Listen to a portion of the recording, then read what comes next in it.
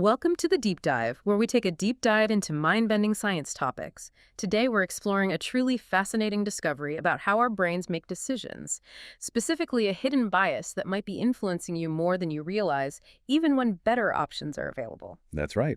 We'll be unpacking a very recent study from TU Dresden University of Technology, published in Communication Psychology. It provides strong empirical evidence for what researchers call the repetition bias in sequential decision-making. In essence, it's about how simply repeating an action, or maybe a sequence of actions, can make us more likely to choose it again in the future. And this is quite independent of any immediate reward. Okay, let's unpack this. Our mission today is to truly understand this bias, how scientists ingeniously uncovered it, and most importantly, what it means for your everyday choices. Think about why you might find yourself doing things on autopilot or sticking to a path that isn't always the most efficient. This deep dive is going to shed some light on that. Definitely. It touches on something really fundamental about behavior. Yeah. The deep roots of decision-making, beyond rational choices. So for decades, behavioral scientists have been trying to understand the intricate patterns humans follow when making decisions, right? For a long time, the prevailing assumption was that we're mostly rational beings, always striving to, maximize the rewards we receive and minimize our losses. Yeah, it's a very logical, almost economic view of human choice. Exactly. Like every choice is a calculated move on a chessboard. And while that goal-directed approach certainly plays a significant role, I mean, it obviously doesn't tell a whole story. Yeah. What we've come to understand is that our choices are often guided by systematic, often unconscious tendencies called biases. Biases, right? These mental shortcuts or patterns. Exactly. And these biases can lead us into specific patterns of thought or behavior, sometimes even to our detriment, or away from the truly optimal path. This particular study zeroes in on one such automatic process, the repetition bias. It's a powerful, almost silent force in our decision-making, a kind of invisible hand shaping our choices, you could say. What's truly fascinating is that while this idea feels cutting edge, the concept of a repetition bias, it actually traces back over a century to some truly pioneering psychological theories, though it's often been overshadowed or maybe overlooked in modern discussions of decision-making. You're absolutely right. It's like finding an old map to a hidden psychological treasure. Yeah. We have to go back to the early 20th century, to the work of Edward Thorndike, the foundational figure in behavioral psychology. Thorndike, I think. Most people are familiar with his widely recognized law of effect, which states, quite simply, that actions leading to rewarding outcomes are more likely to be repeated. Right, the classic stimulus response, reward learning. Precisely. This is the cornerstone of what we now understand as modern reinforcement learning. Touch a hot stove, it hurts, you learn to avoid it. You get a bonus at work for a great presentation. You're more likely to work hard on the next one. It's deeply ingrained in how we think about learning from experience. It's all about incentives and consequences. Makes perfect sense. However, Thorndike also proposed a lesser-known, yet absolutely crucial principle, the law of exercise, sometimes called the law of use. Law of exercise. Okay, that's less familiar. Exactly. And this law states that humans tend to repeat previous actions regardless of reward. Regardless. So just doing it makes you do it again. Pretty much. It's not about what was rewarded, but simply what was repeated. Yeah. This is the historical foundation for the repetition bias we're discussing today. It suggests a mechanism separate from direct outcome evaluation, a kind of internal momentum that builds with every action. Think of it less like a calculated decision and more like a groove being worn into a path by repeated use. That law of exercise sounds almost too simple, yet profoundly impactful. Can you give us an anecdote that really lays bare how this kind of built-in inertia plays out in our everyday unconscious decisions? Because if it's operating regardless of reward, that's a game changer for how we understand ourselves. Absolutely. Consider your morning routine, for instance. Most of us have one, right? Oh, yeah, definitely. Whether it's waking up, making coffee, hitting the shower, then breakfast, brushing teeth, and finally getting ready for work. Some sequence like that. Sounds familiar. Now, initially, each of these actions might have been chosen for a specific reward. The coffee wakes you up, the shower makes you feel clean, breakfast provides energy. These are classic examples of the law of effect at play. We continue them because they serve a purpose, they feel good, or achieve something. Okay, sure. That makes sense. But here's the kicker, and where the law of exercise truly reveals its power. Once you establish that sequence, the sheer repetition of doing those things in that order day after day, It makes the routine incredibly sticky. You might find yourself going through the motions on autopilot, almost like a zombie shuffle. Huh. I know that feeling. Even if, hypothetically, there was a slightly better or more efficient routine, maybe showering before coffee to save precious minutes, or eating a different breakfast that's marginally healthier. Right, something you know is probably better. Exactly. But the ingrained habit makes it incredibly hard to deviate. The perceived value of that new, better routine might not be enough to overcome the simple power of repetition. You might know a different way is better, but your body and brain just keep defaulting to the familiar. The groove is too deep. You know, that morning routine example is almost painfully relatable. I think I've accidentally put my socks on before my trousers twice this week just because that's how I did it yesterday. It's almost unsettling to realize how much of my day is on autopilot and that it's not even necessarily about maximizing my comfort or efficiency. And that's exactly the point. The source material also cites other everyday behaviors, like the mode of transportation to work. People reliably repeat their commute choice in questionnaire studies, not always because it's the absolute best route every single day, considering traffic or construction or weather. Yeah, you just take the usual way. You just do. It's often simply because it's the one they've used countless times before. We stick to our usual grocery store aisle order, the way we tie our shoes, or even the side of the bed we sleep on, far beyond any immediate, calculated reward. This highlights how repetition, independent of immediate value, can powerfully influence our choices, creating these deep grooves of behavior that are difficult to escape. It's not always about conscious choice. It's about accumulated momentum. 2. The pervasive influence of repetition. So, if our morning routine is exhibit A for the law of exercise, how far does this principle actually reach? Does this value-free repetition influence more than just our personal habits? Does it permeate our very thought processes and even how we learn? It feels like it should have a much broader impact. It certainly does, and this is where the pervasive influence of repetition truly becomes apparent. It's not just about what we physically do, but how our minds work. For example, in language learning, repetition demonstrably improves outcomes. It leads to increased word familiarity, better learning of multi-word expressions. Like drilling vocabulary words. Exactly. Think about how children learn to speak. They hear words and phrases repeated thousands of times. That sheer repetition, long before they grasp complex grammar or context, solidifies those sounds and meanings in their brains. Or consider learning a new language as an adult.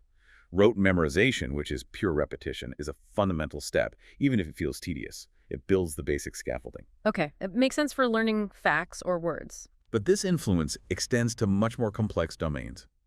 Repetition profoundly modulates the learning of motor and cognitive skills.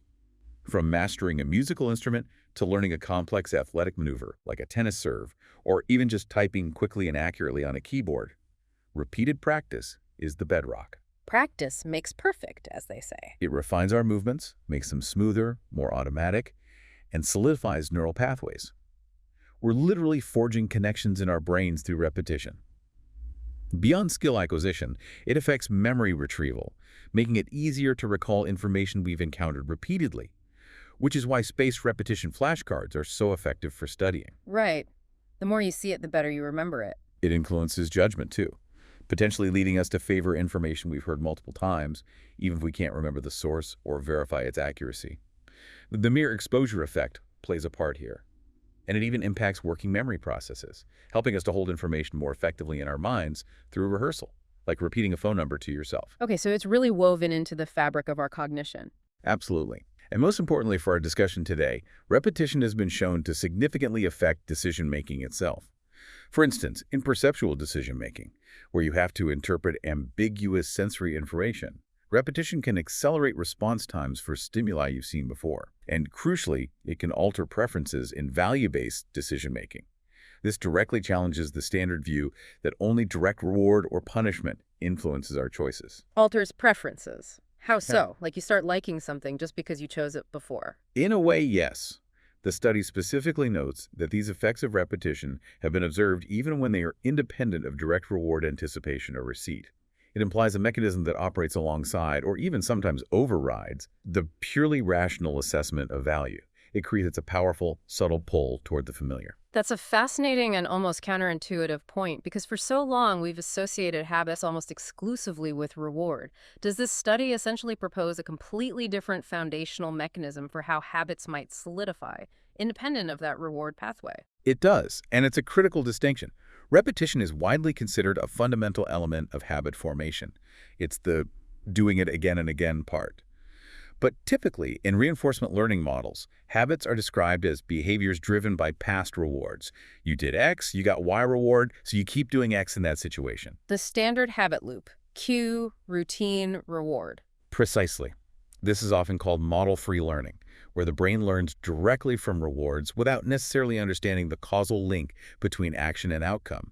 It's about strengthening simple stimulus-response associations, like a dog learning to sit for a treat without necessarily understanding why it gets the treat, just that sitting got it one last time. It's fast and efficient, but lacks foresight. Okay, so that's the reward-driven habit. Now, the repetition bias, however, introduces a completely different flavor to this. Because it's value-free, meaning it doesn't depend on past rewards or outcomes, it differs from these typical reinforcement learning models. It's not about what was rewarded, it's simply about what was repeated.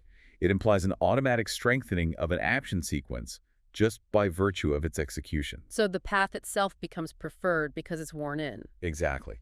Think of it as a path becoming smoother and easier to travel each time you walk it, regardless of whether that path leads to a pot of gold or just an empty field. That's a really helpful analogy. And to briefly touch on the academic side, in complex cognitive tasks like two-step tasks, often used in neuroscience, behavior is sometimes described as a mixture of model-based and model-free reinforcement learning. Okay, briefly, what are those? Model-based learning is like a sophisticated planner, a master chess player, planning many moves ahead, understanding the environment, predicting outcomes to maximize future rewards.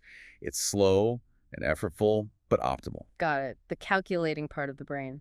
And model-free learning, as we just discussed, is simpler, more reflexive, driven by past rewards, the habit system. Right. But the repetition bias mechanism, as described in this study, is distinct even from model-free learning because it doesn't directly depend on rewards at all. It's a foundational doing it again impulse. This distinction is precisely why the researchers needed a brand new experimental approach to truly isolate and measure this elusive, reward-independent repetition bias. They couldn't rely on existing frameworks alone because those frameworks inherently focus on reward. They needed something different. 3. The ingenious Pacman-style experiment, the Y navigation task, YNAT. Okay, so to truly isolate this fascinating value-free repetition bias, researchers needed a really clever setup. They couldn't just ask people questions or put them in a simple reward-based task. They needed to observe behavior in a controlled environment that subtly pulled them between a known path and a potentially better but less familiar one. Let's dive into the experiment itself. You said it was like Pac-Man. That's a perfect way to visualize it. The overarching goal of the study was to empirically assess the effect of this repetition bias on human behavior. Specifically, how it might interact with and even sometimes override goal-directed reward seeking. The researchers recruited 70 individuals for the main experiment, a diverse group, mostly university students, 50 women, 20 men, average age around 24. Okay. Standard participant pool for these kinds of studies. Right. And it's important to note their careful methodology.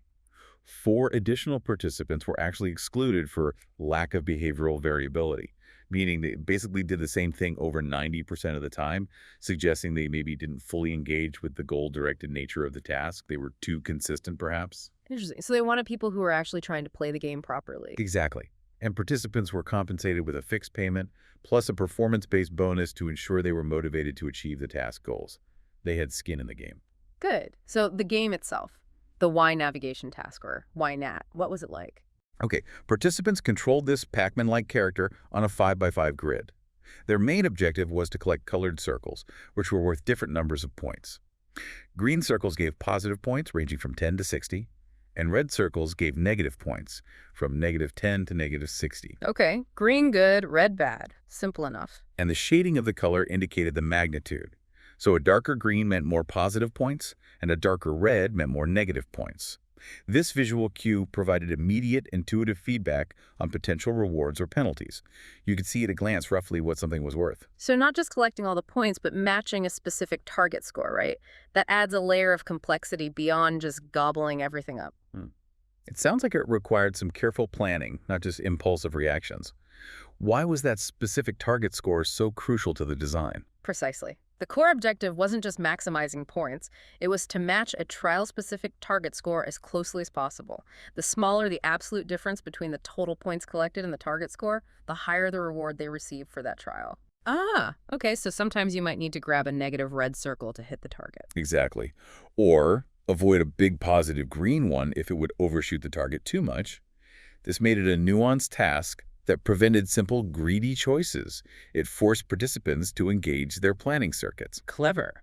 And they were under time pressure. Yes, they had to make a sequence of 4 actions within a tight 6-second time limit for each trial, a crucial constraint that added pressure.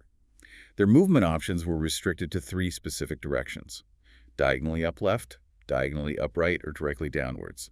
A sort of Y shape, hence the name. Okay. Limited moves, limited time, specific target. Sounds challenging. It was.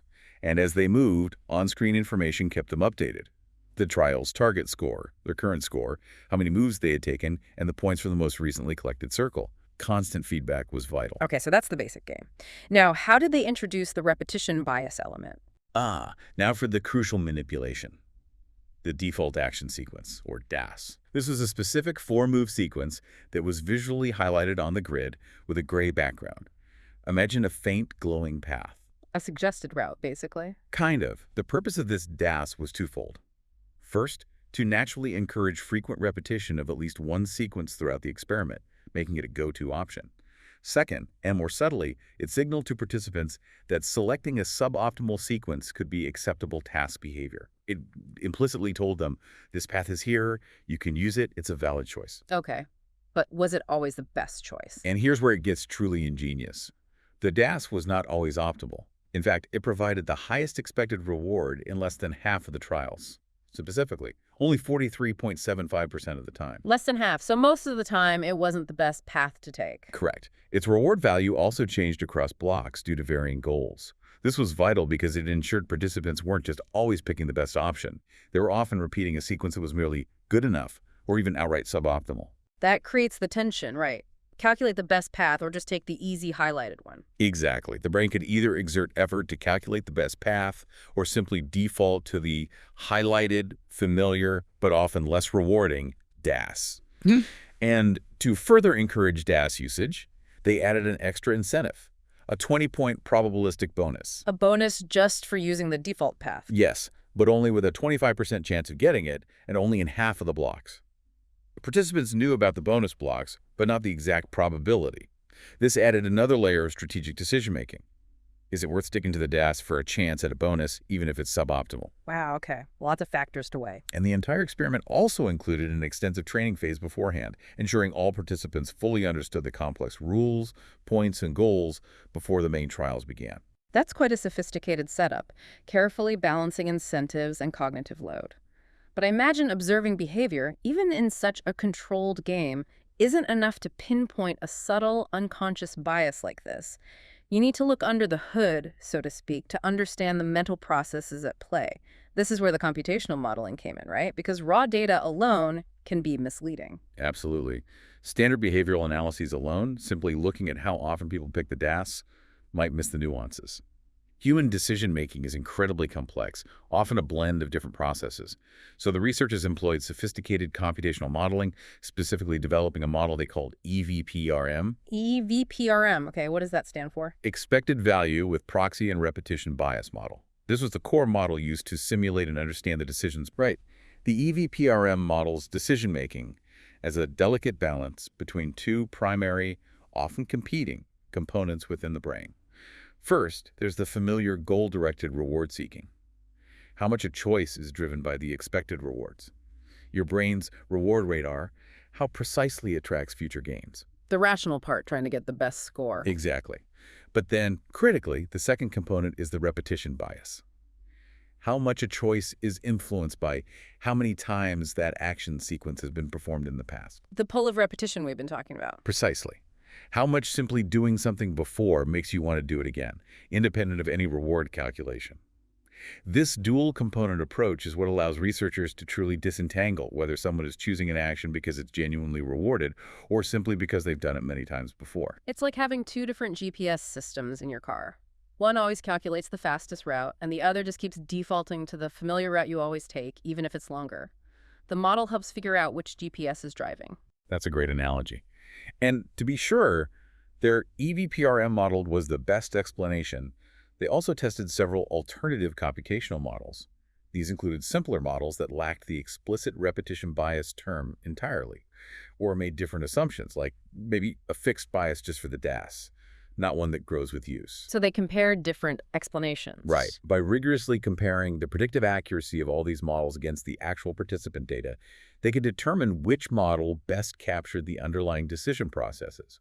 It was a statistical showdown. And EVPRM, the one with repetition bias, won. It emerged as the champion, yes. Free. The unpacking of the results, what the data revealed. Okay, so with this meticulously designed experiment and these powerful computational models, what did the scientists actually find? Did we really confirm this elusive repetition bias? Were people truly just repeating actions because they'd done them before, even if it wasn't the best path? And what did those complex models reveal that simple observation couldn't? Well, the initial behavioral observations, looking at simple summary statistics, were actually a bit of a mixed bag and quite telling about the subtlety of this bias. First, they confirmed that participants did indeed use the DAS that highlighted default sequence very frequently. About 94% of participants used it most often. Okay, so people use the suggested path a lot? Yes, and it was chosen in over half of all trials. It was also used more often in the bonus conditions, which makes sense. There was a direct reward incentive there. That part was straightforward. Right, but did they use it more over time, just from repetition? And here's where it got puzzling. Simple summary statistics, like a straightforward increase in overall DAS usage over time, or its usage when it wasn't the optimal choice.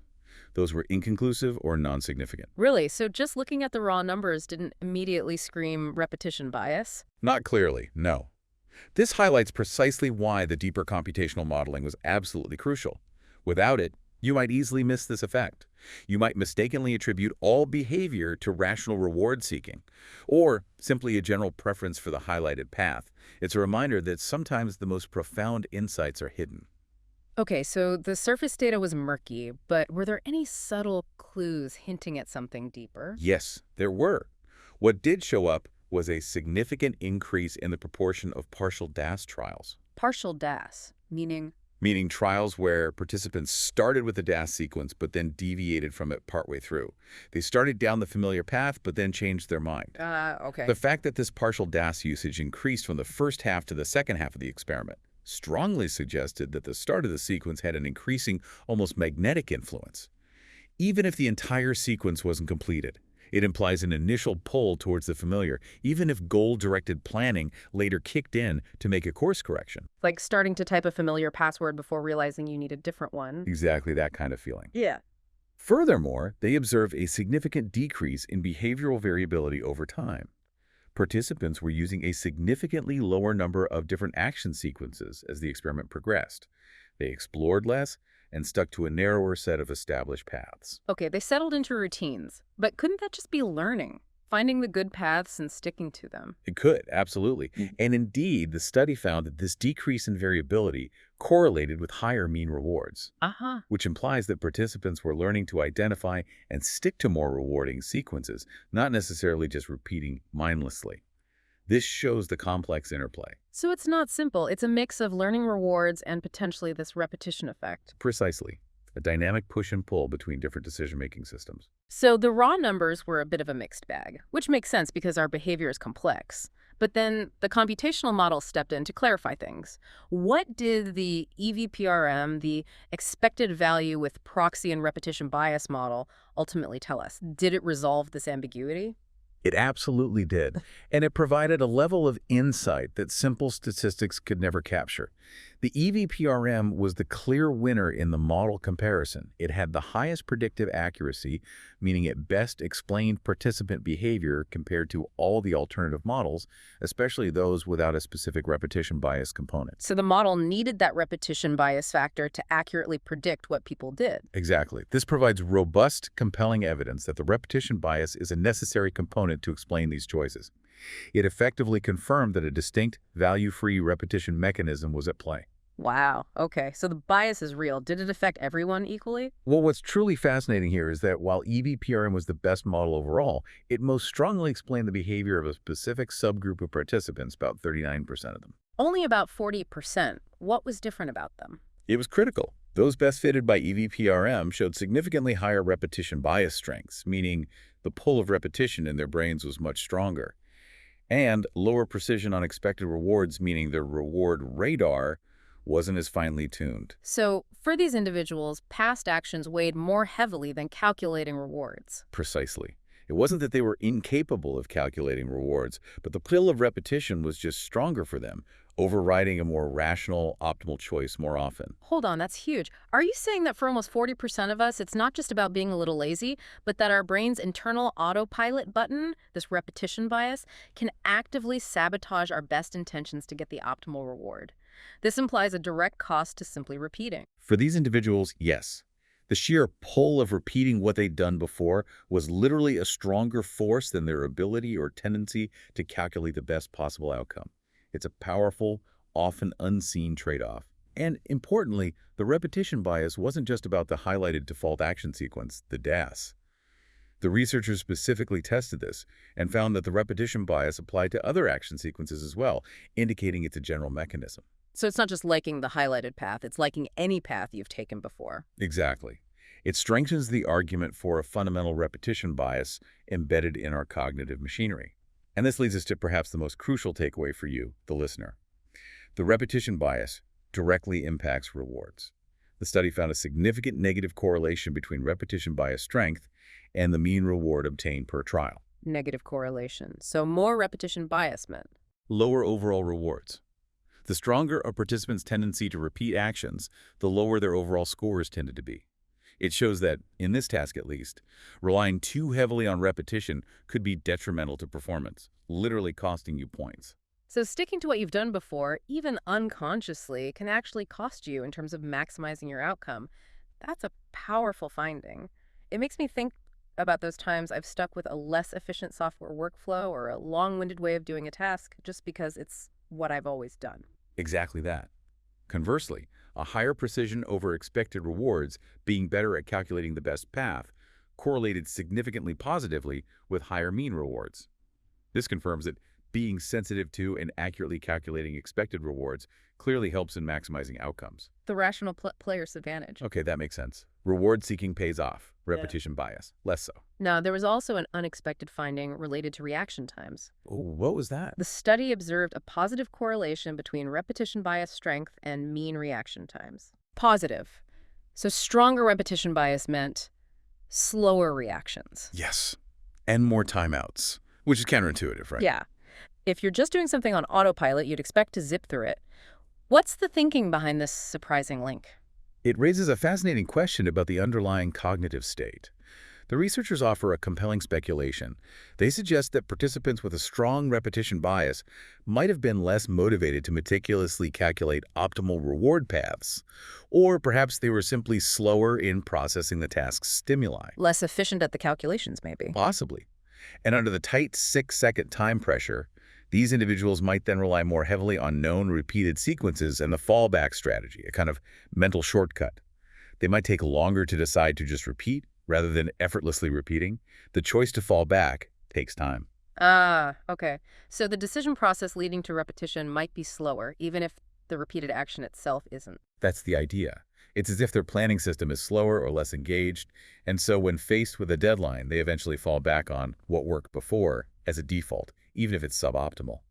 It could mean the repetition bias isn't just an inherent constant force, but its prominence might be a symptom of a reduced capacity or motivation to engage in more effortful, goal-directed planning. A coping mechanism under cognitive strain, almost. Could be. This opens up a whole new avenue for future research. Is this bias a cause of slower processing or a consequence of it? V, the bigger picture. Implications for habits, learning, and our daily lives. This study provides truly compelling empirical evidence for the repetition bias, showing it exists independently of reward.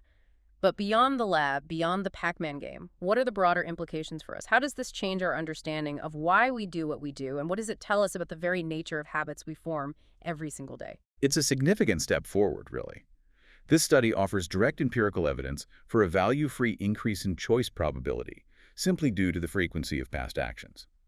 And it's robust because the experimental design and modeling successfully ruled out alternative explanations, like random responding or just a fixed bias for the default action. It isolates the effect of repetition itself. Exactly. It points to a fundamental, ingrained mechanism in our brains. And the finding that only a subgroup, roughly 39%, showed a strong repetition bias aligns with other research on habitual behavior.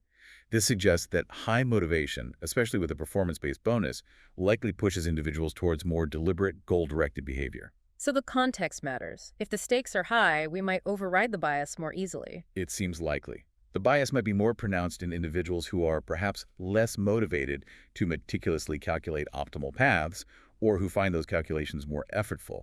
It's not a binary switch, it's a dynamic spectrum between effortful, goal-directed behavior and the automatic pull of repetition. Like learning guitar starts effortful, becomes automatic. Exactly. And this also touches upon an intriguing theoretical debate in cognitive science. Is the repetition bias a simple computational mechanism, like a basic counter in the brain that just strengthens context-action associations every time an action is performed? A simple use it and strengthen it rule? Or is it merely a measurable expression of a more complex cost-benefit arbitration, where the brain is constantly deciding if the cognitive effort of planning and calculating the optimal outcome is truly worth the potential reward? So is our brain deciding to be lazy sometimes, taking the easy way out? Because thinking is hard. That's the debate. Is it inherent laziness or a clever energy-saving strategy? Or is there a simpler, more fundamental process at play that looks like laziness, but is actually just a core part of how our brains learn and create efficiency? It's a chicken and egg question, almost. It's precisely that kind of fascinating debate. The study leans towards the latter, suggesting that a simpler underlying repetition bias computation might be sufficient to explain behavior that appears to result from complex cost-benefit analyses. So simple rules can create complex-looking behavior. Exactly. It implies that what we perceive as a sophisticated decision-making process involving weighing costs and benefits could, in some instances, be underpinned by a surprisingly simple mechanism of simply reinforcing what was done before. Why recalculate everything from scratch if a good enough solution is readily available through past experience? Our brains are energy efficient, right? True. Repetition offers a low-effort solution that, more often than not, works out reasonably well, even if not optimally. It's a shortcut that saves cognitive energy. This raises an important question. If repetition bias is so fundamental, how does it intertwine with or even shape the habits we form in our daily lives? It sounds like it's a core building block, not just a side effect, and might even explain why some habits are so incredibly hard to break, even when we consciously know they're not serving us. You've hit on the key implication. Because the repetition bias is value-free, it doesn't depend on reward, it provides a distinct mechanism for habit formation compared to traditional stimulus response associations. It's a different pathway to automaticity. Exactly. Most habit theories focus on how actions become automatic because they've been rewarded. This study suggests a parallel or even foundational pathway where mere repetition, independent of reward, can drive habit. It's like your brain is carving deeper and deeper pathways with every action, making it harder to divert, regardless of the reward at the end. That explains a lot about stuck behaviors. What's more, the study found that repetition bias decreased the influence of goal-directed control over time. This is a direct, measurable link to how habits are formed. When an action becomes habitual, it becomes less reliant on conscious deliberation and the anticipation of specific rewards. It becomes automatic, almost ballistic. Less flexible. Right. The repetition bias essentially helps push behavior down that path, making it less responsive to new information or changes in circumstances. Think about driving to work on a weekend. When you're actually heading somewhere else entirely, that habitual route often tries to pull you in, despite your conscious goal. Oh yeah, I've done that. Ended up halfway to the office. We all have. This research also offers a potential new methodology for measuring the tendency towards habitual behavior directly and in relatively short experiments. Hundreds of trials, rather than needing thousands of trials or complex extinction phases, where habits are often measured indirectly by a lack of goal-directed behavior. So we can see the habit forming, not just infer it when planning fails. Precisely. It allows for observing the positive characteristics of repetitive behavior, that inherent pull to do what's been done, rather than just inferring habits from the absence of other behaviors. This could be transformative for understanding and potentially intervening in maladaptive habitual behaviors, from procrastination to unhealthy eating patterns. That's really promising. So, why does this matter to you? Understanding this value-free repetition bias can help us understand why we might stick to suboptimal patterns in our lives. It helps explain why changing ingrained behaviors, even seemingly small ones, can be so challenging, even when we know there's a better way. It's not always about a lack of willpower or motivation. Sometimes it's the quiet, persistent pull of repetition itself, an internal force that often goes unnoticed until we deliberately try to break its hold. It's about recognizing that our brains are efficiency machines that prioritize good enough and what's been done before over constant reevaluation. Exactly, outro. So what stands out to you from this deep dive? It's truly mind-bending to think about how much of our daily lives might be influenced by a simple, unconscious tendency to repeat rather than a constant, deliberate pursuit of the best option. It reframes so many of our ingrained behaviors. Indeed. This work really emphasizes that our choices are this dynamic interplay between actively seeking rewards and the subtle, often unconscious pull of repetition. It encourages us to look beyond just the why of our decisions, the reward, to also consider the how often. The frequency of an action might be a more powerful predictor of future behavior than we ever consciously realize. It's the invisible hand guiding us. It makes you think about all those times you found yourself doing something automatically, maybe even a little inefficiently, just because it's what you always do. Whether it's how you navigate a new website, always clicking the same sequence, or the specific route you drive to work every morning, even when traffic changes. Or even the way you approach a problem in your job, perhaps always starting with the same old method without considering a potentially faster new one. Yeah. This repetition bias is silently at play, shaping your choices and potentially limiting your exploration of better alternatives. And that leads us to our final provocative thought for you, the listener. Consider a decision you make regularly that you suspect might not be the absolute optimal choice. Could be anything: your commute, how you organize your files, what you eat for lunch. Something you do on autopilot. This deep dive into the repetition bias leaves us with a provocative thought. Is your tendency to stick to it driven by a conscious, rational assessment of its value, or simply by the sheer, unnoticed power of repetition? And knowing that repetition itself has this powerful, value-free pull, what might you choose to do differently tomorrow?